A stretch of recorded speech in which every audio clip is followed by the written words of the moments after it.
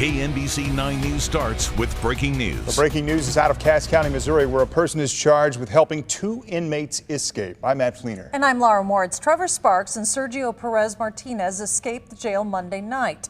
The U.S. Marshals Service says the men broke out and ran across the street to a gas station where they were picked up by Stephen L. Williams, a guy that knows at least one of the inmates.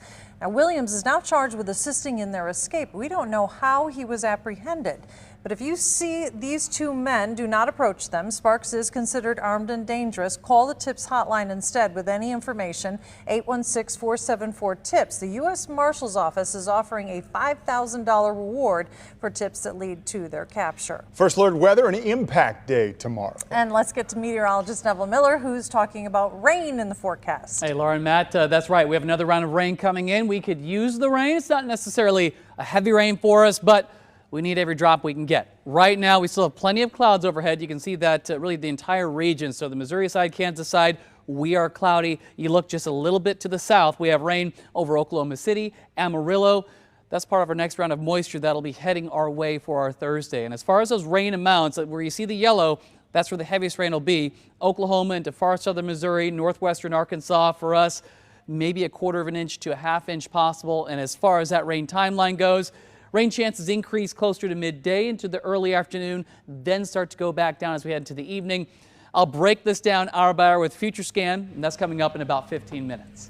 Local hospitals are overwhelmed with cases of flu, RSV, and COVID. Quite a situation. That's not the only thing adding to the weight. KNBC 9's Rebecca Ganna joins us live with the story. Rebecca?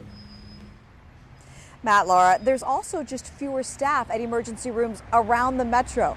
And that's because of, and that we're talking everything from nurses to custodial, dietary, everything in between. Part of that is because of the pandemic. They just left the business and never came back.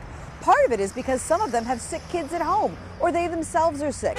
So that means there are fewer people who are working inside the ER, meaning there's fewer people who are able to be seen at once, and that means there's more people waiting. Cellulitis, sepsis, pancreatitis, head injury, anemia. That's a list of what you would expect would be in the ER. But St. Luke says its ERs are being overwhelmed by people coming in because of the flu or respiratory symptoms. The week of Thanksgiving, 1,100 people came into its ERs with flu symptoms alone. That means that list of people who truly need emergency care had to wait. It's not just respiratory viruses we're seeing right now, it's all the other things. It's heart attacks and strokes and traumas and falls and abdominal pains, and those are the things that we are typically used to seeing. But when you see those volumes of additional 900 to 1,000 patients a week being tested for respiratory virus, you can see how easily and how fragile that system can collapse. Now, doctors stress that you can go to an urgent care center where you can get tested for RSV or flu or COVID if that's what you want to do. Otherwise, if you have a fever and a cough, just stay home and you can manage it on your own. Take a COVID test. If it's negative, it's probably RSV or the flu, and then just stay home and get better. And if you have to go outside, as usual, just wear a mask. Back to you. All right, Rebecca, St. Luke says the flu spike is the highest it's been in 6 years. The health system didn't see a single case last year. Physicians credit that to mask wearing. Police have identified the victims of two recent homicides. They say 22-year-old Shayla Curtis was shot and killed near 49th and Bellefontaine Tuesday night. She was pronounced dead at the scene. And then hours later, Kansas City police responded to another homicide, this time in the area of Truman and Paseo. Officers there say 27-year-old Joshua Williams was shot and killed outside a convenience store. If you have information about either of these homicides, contact Crime Stoppers.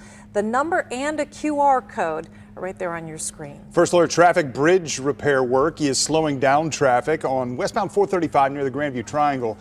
KNBC 9's Andy Alcock joins us live with a first-hand look. Andy?